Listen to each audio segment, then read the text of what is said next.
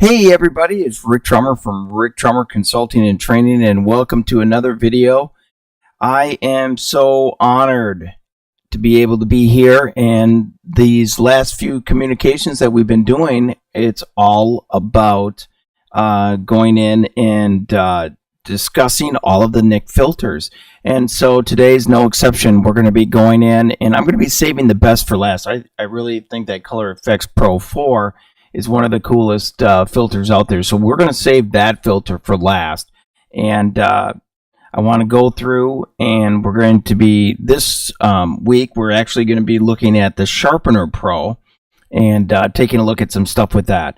So let's take a look at it right now.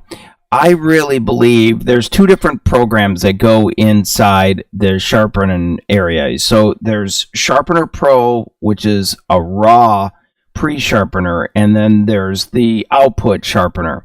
So what I want to do is we're going to discuss the RAW Sharpener, but it's not really what I would consider a great sharpener. I wouldn't actually use it.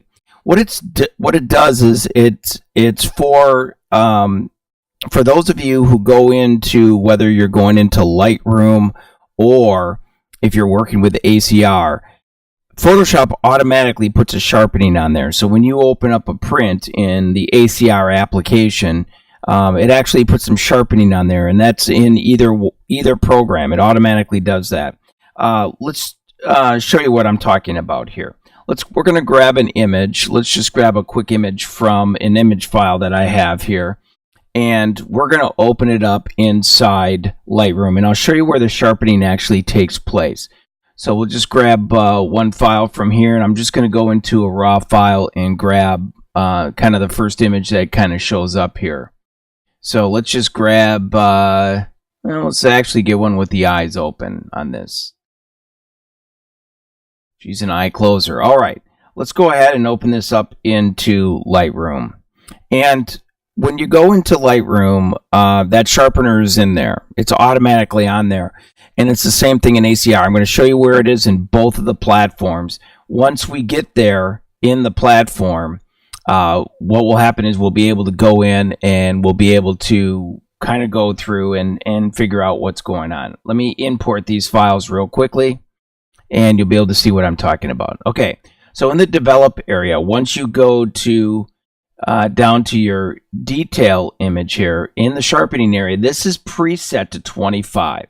So it comes preset there, and then it'll have a small radius and a small detail. What I did is I actually took all of the sharpening off when I went into Photoshop first time, and I set it as my default. So once you take all of that sharpening off, or whatever you're doing, I want you to set that as your new default, because if you don't set it as your default, it's going to continue coming up and kind of setting it there. So what you want to do is make sure that you go in and do that. Okay, so that's the first thing you should do, because if you're using a sharpening filter like NIK that's in the raw conversion area, it's not going to really work very well if you're adding sharpening on top of sharpening.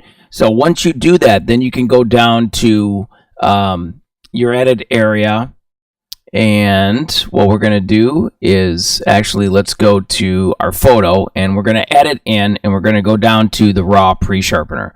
So again, I'm not a huge fan of this because it's automatically going to do this for you. We're going to edit a copy in Lightroom adjustments.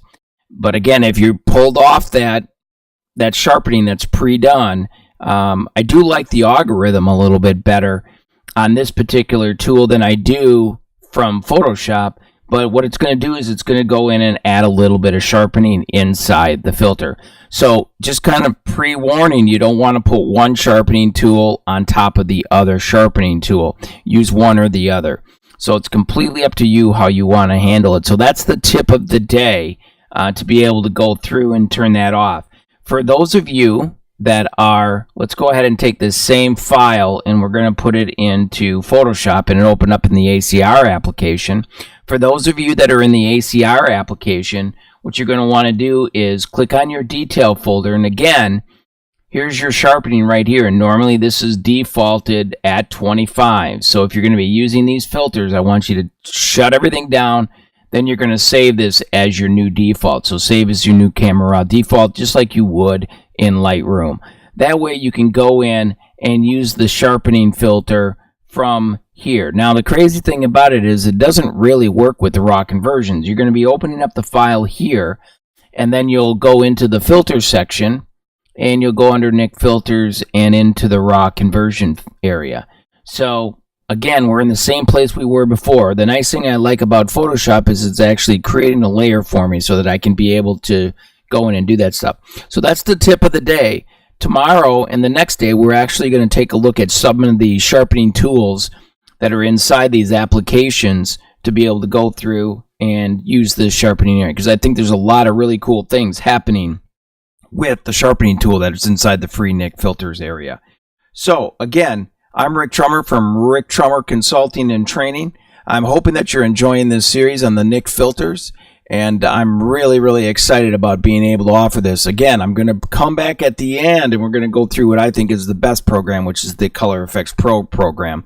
But come back tomorrow for more stuff on sharpening inside the NIK line. And again, until tomorrow, I'll see you on the tube.